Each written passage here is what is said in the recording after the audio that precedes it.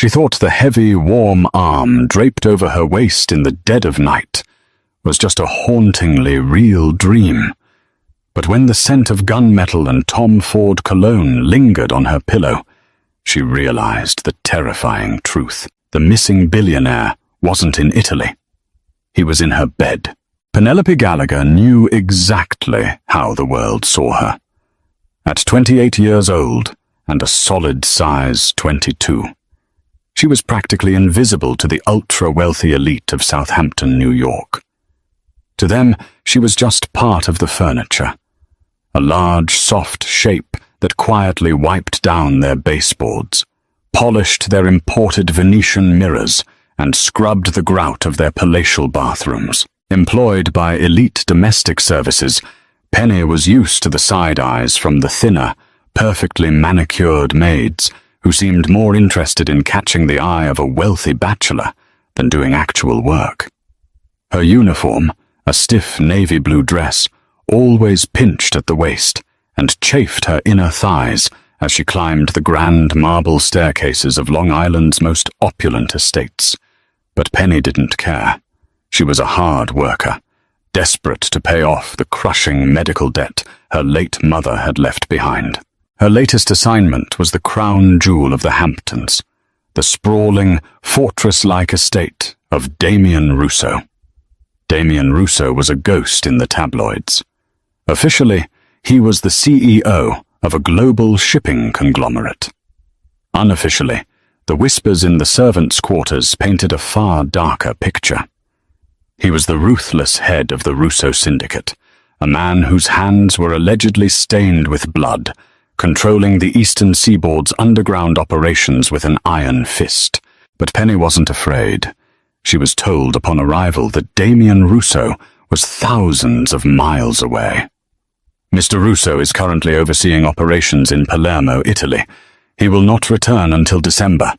Mrs. Gable, the stern, hawkish estate manager, had announced to the staff on Penny's first day. The East Wing is strictly off-limits to everyone except for basic maintenance. You will do your jobs, keep your heads down, and speak only when spoken to. For 3 weeks, life was monotonous and exhausting. Penny's days were spent polishing miles of mahogany and dusting priceless Renaissance art. She endured the cruel whispers of Harper and Bianca, 2 two maids who constantly made snide remarks about how much toise Penny took up in the cramped basement staff dining room. Penny simply swallowed the lump in her throat, ate her meals in silence, and focused on her paycheck. Then came the nor'easter of late October. The storm battered the coast with a vengeance, bringing freezing rain and hurricane-force winds. Around midnight, an ancient, rusted pipe in the basement staff quarters finally gave way under the pressure. Icy water flooded the hallway, ruining the carpets and soaking the ground floor bedrooms. Chaos erupted. While the maintenance crew scrambled to shut off the water main, Mrs. Gable barked orders, relocating the displaced staff to the guest quarters on the 2nd floor. "Mrs. Gable, there are no more guest beds," Harper whined, clutching her silk pajamas. "Where is the new girl going to sleep?" Mrs. Gable looked at Penny, her mouth a tight line of frustration. She sighed, rubbing her temples. "Gallagher, take your things. You'll have to stay in the East Wing master suite tonight. Mr. Rousseau's bed is the only one left.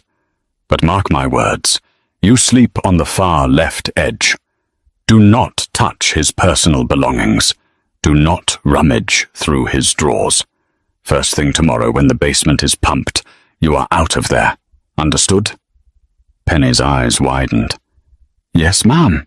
The master suite was a cavernous, terrifyingly beautiful room.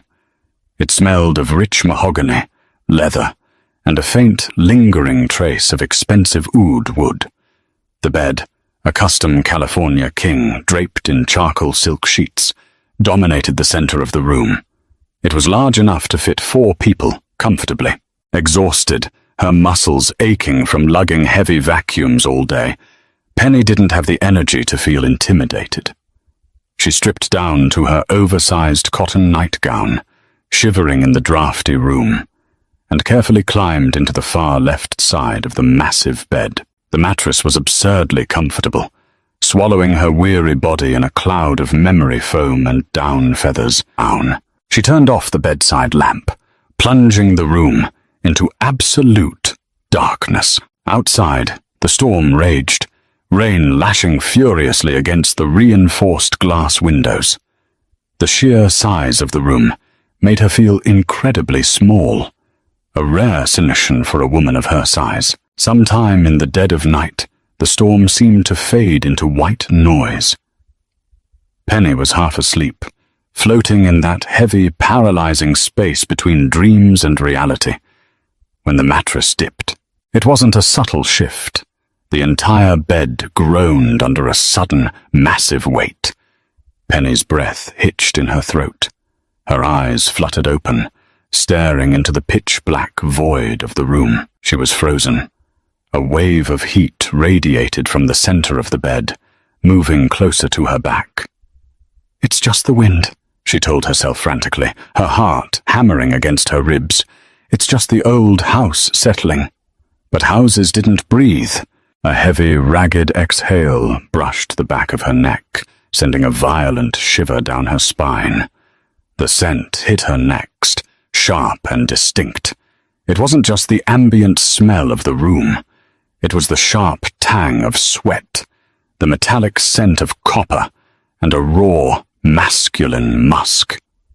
Before she could scream, a heavy, muscular arm draped over her thick waist, pulling her flush against a solid, unyielding chest. Penny squeezed her eyes shut, terrified out of her mind. She lay perfectly still, convinced that if she moved, the phantom would strike. But the figure behind her didn't attack. Instead, the man let out a long, shuddering sigh, burying his face into her thick, dark hair. His body was feverishly hot. Within minutes, the deep, even rhythm of his breathing signaled he had passed out completely, anchoring her to the mattress with an iron grip.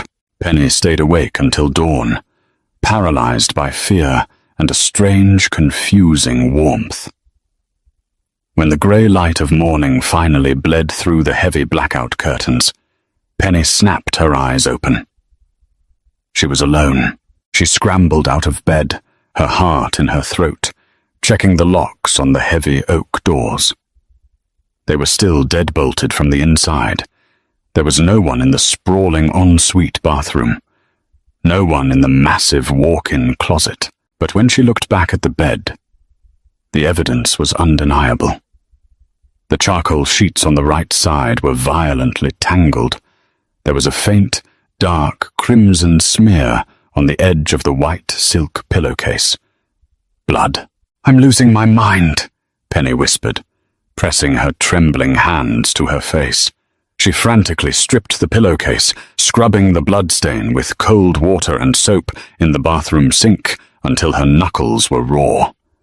By the time Mrs. Gable came to check on her, the room was immaculate. "The basement is still flooded," Mrs. Gable snapped from the doorway. "The plumbing company says it will take at least a week to replace the main line and dry the carpets. You'll have to stay in here, Gallagher. Consider it a lucky break, but don't get comfortable." A week. Penny felt the blood drain from her face. That day, Penny moved through her chores like a zombie. Harper and Bianca purposely bumped into her in the hallways, laughing as Penny had to squeeze past them. "Careful, Godzilla. Don't break the Ming vases," Harper sneered. Usually, the insult would sting, sending Penny spiraling into a familiar pit of self-hatred. But today she barely registered it. Her mind was entirely consumed by the phantom in the master suite. Had she dreamt it? Was it a ghost of one of the Mafia's victims, forever tied to the Russo estate? Or worse, was someone breaking in? Night 2 arrived with a suffocating sense of dread. Penny double-checked the locks, shoved a heavy armchair in front of the bedroom door, and left the bathroom light on. She got into bed, her body trembling, determined to stay awake. But the exhaustion of a 14-hour shift was a cruel master. Around 2 a.m., her eyelids surrendered. She awoke to the same terrifying sensation, the mattress dipping, the intense, radiating heat. This time, the arm that wrapped around her waist was trembling. The man pulled her back against him with a desperate strength, burying his face between her shoulder blades. He was shivering violently, despite the sweltering heat radiating off his skin. Penny lay frozen, her wide eyes staring at the shadows on the wall. She could feel the heavy, defined muscles of his chest pressing against her back. She could feel his heart beating erratically against her spine. He's sick, she realized, her maternal instincts momentarily overriding her terror. He's burning up with a fever. Slowly, carefully, she reached down and touched the thick forearm wrapped around her stomach. The skin was clammy, but the muscles were hard as stone. He flinched at her touch, his grip tightening for a fraction of a second before he went completely slack, slipping deeper into unconsciousness. Penny didn't sleep a wink. She listened to his ragged breathing, acting as a human heating pad for the mysterious intruder. And just like the morning before, when she opened her eyes at 6 a.m., he was gone. The only proof he had been there was the indentation in the mattress and the lingering scent of Tom Ford and sweat. By night 4, the fear had morphed into a desperate, gnawing curiosity. Penny skipped dinner in the staff kitchen. Instead, she brewed a massive thermos of Cuban espresso and smuggled it up to the master suite. She was not going to fall asleep. At 1 a.m., the house was dead silent. Penny lay in bed, the duvet pulled up to her chin, her eyes fixed on the locked bedroom door. The armchair was still firmly in place. At 2:15 a.m., a soft, mechanical click echoed through the room. Penny's breath stopped. The sound hadn't come from the door. It came from the far wall, where a massive, floor-to-ceiling mahogany bookshelf stood. Slowly, the bookshelf slid forward and pivoted to the left, revealing a pitch-black, narrow passageway hidden within the very walls of the mansion. A man stumbled out of the darkness. He was incredibly tall, well over 6'3", with broad, powerful shoulders that seemed to fill the room. He was dressed in a ruined white dress shirt, completely unbuttoned and stained heavily with dark, dried blood over his left ribs. His face was a bruised, battered landscape of sharp angles and ruthless features, framed by dark hair, plastered to his forehead with sweat. Penny clapped a hand over her mouth to stifle a scream. She recognized that face. She had dusted the framed Forbes magazine covers in the downstairs library just yesterday. It was Damien Russo. He wasn't in Palermo. He had never left New York. He had been shot, severely wounded, and was hiding like a wounded animal in the secret architectural veins of his own home. Damien didn't look at the bed. His eyes were glazed over with pain and fever. He staggered heavily toward the ensuite bathroom, dragging his left leg slightly. A few minutes later, Penny heard the sound of a medicine cabinet opening, followed by a sharp, muffled groan of agony. She was terrified. This was a Mafia boss, a man who allegedly ordered hits over breakfast. If he knew a maid was watching him in his most vulnerable state, he would likely have her killed.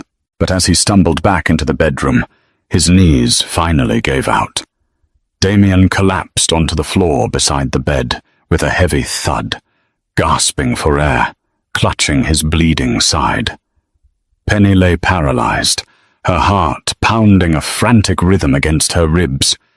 She was just a maid, a fat, invisible girl who was supposed to mind her own business and scrub toilets. She should close her eyes. She should pretend to be asleep. But Damien let out a low, agonizing sound, a sound so purely human and broken that it shattered the illusion of the invincible mob boss. Slowly, her hands trembling violently, Penny pushed the duvet aside and sat up. "Mr. Russo?" she whispered into the darkness.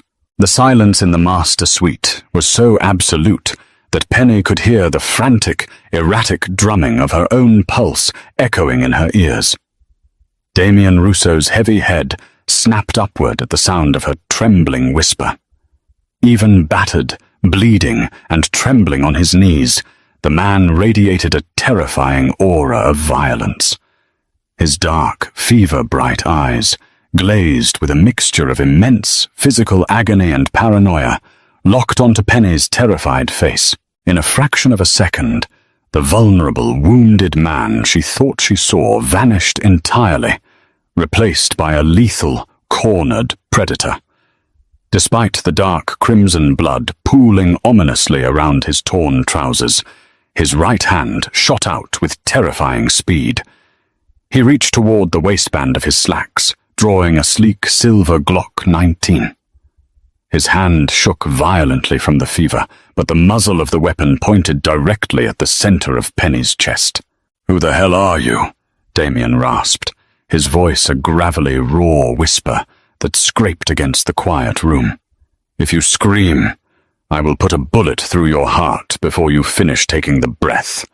Who sent you?" Penny threw her hands up, her oversized cotton nightgown billowing around her large frame. She was hyperventilating, tears of sheer panic prickling the corners of her eyes. "Nobody. Nobody sent me, I swear. I'm Penelope. I'm a maid here. Elite domestic services. The basement staff quarters flooded during the nor'easter. Mrs. Gable put me in here because it was the only empty bed." Damien's chest heaved as he processed the information. He blinked hard, trying to clear the fog of fever clouding his vision. He looked at her uniform draped over the armchair, then at the terrified, soft woman cowering on his custom mattress. His grip on the gun faltered. The adrenaline that had carried him through the hidden architectural veins of the mansion was finally, catastrophically evaporating. "The basement," he muttered, his eyes rolling back slightly. "Gable." Before Penny could say another word, the Glock slipped from his heavy fingers, clattering loudly against the hardwood floor. Damien's massive body slumped forward, collapsing entirely into an unconscious heap at the foot of the bed. Penny sat frozen for a full minute, her chest heaving. Her survival instincts screamed at her to run. She could unlock the door, run down the grand marble staircase, wake Mrs. Gable, and let the authorities handle the bleeding mob boss. But as she looked at him, she remembered the trembling, shivering man who had held her for warmth over the past 3 nights. He was a monster to the outside world, but right now, he was just a dying man. Throwing her fear aside, Penny scrambled out of bed. She practically flew to the ensuite bathroom, grabbing every clean white towel she could find. She remembered caring for her late mother, the endless nights changing surgical dressings and administering medications. She knew the brutal reality of wound care. She knelt beside Damien, using her substantial weight and strength to roll his massive dead-weight body onto his back. She carefully peeled the ruined, blood-soaked white dress shirt away from his skin. The wound was on his left side, just below the rib cage. It was an ugly, ragged puncture. Fortunately, there was an exit wound on his back, meaning the bullet hadn't shattered and stayed inside his body, but it was dangerously close to his vital organs and heavily infected. "You're lucky I used to want to be a nurse," Penny whispered to herself, her hands shaking as she pressed a thick towel against the wound to stem the fresh bleeding. Knowing the bathroom supplies weren't enough, Penny made a terrifying, calculated decision. She unlocked the bedroom door and crept out into the cavernous, silent hallway. Moving with surprising grace for a woman her size, She slipped down the back servant stairs, avoiding the creaky third step. She navigated the pitch-black kitchen, raiding the emergency medical supply cabinet Mrs. Gable kept locked for the kitchen staff.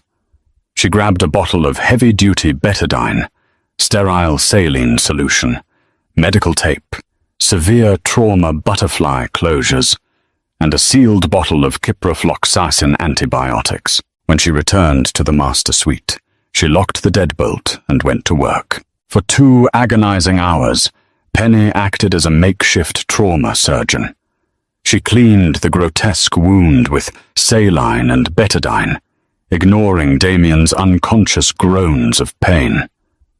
She packed it tightly, using the butterfly closures to pull the torn flesh together, and wrapped his torso tightly in clean gauze. She crushed 2 ciprofloxacin pills, mixing them with a small amount of water, and painstakingly massaged his throat to force him to swallow the antibiotic slurry. By the time she finished, the sun was beginning to threaten the horizon. Exhausted, covered in sweat and a disturbing amount of Damien's blood, Penny dragged all the soiled towels and the ruined dress shirt into a garbage bag, hiding it deep inside the walk-in closet behind a row of winter coats. She managed to haul Damien's upper body onto a pile of plush pillows on the floor, covering him with a thick wool blanket from the chest down to keep his feverish shivering at bay. At 6:30 a.m., Mrs. Gable knocked sharply on the door. Penny's heart stopped. She threw on her maid's uniform, smoothing down the front, and cracked the door open just an inch, blocking the view of the floor. "Gallagher," Mrs. Gable snapped. "The plumbers need another 3 days. You're cleaning the West Wing today. Get a move on." "Yes, Mrs. Gable," Penny lied smoothly, keeping her voice incredibly steady. When Penny returned to the room at 7 p.m. that evening, carrying a smuggled bowl of rich chicken broth and a glass of electrolyte water, she found the Glock 19 aimed at her head once again. Damien was awake. He was still on the floor, leaning heavily against the mahogany bed frame, his face pale and drawn, but his eyes were remarkably clear. The fever had broken. "You didn't turn me in," Damien said slowly, lowering the weapon slightly but not